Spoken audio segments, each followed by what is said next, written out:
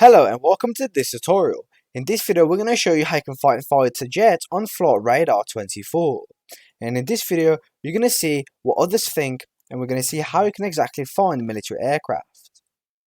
When you're searching for military aircraft there are three main factors that you must keep in mind.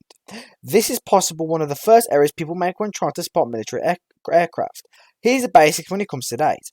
Easy to find on weekdays rather than weekends and holidays. Another huge mistake, you need to know where to look. Unless you find the C-17 flying near Amsterdam Schiphol, here are some of the best areas to look.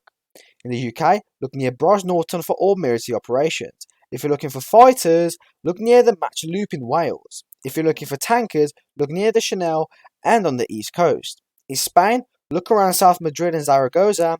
In Italy, look around Sicily and Taranto. You find some patrols in the Tyrrhenian Sea.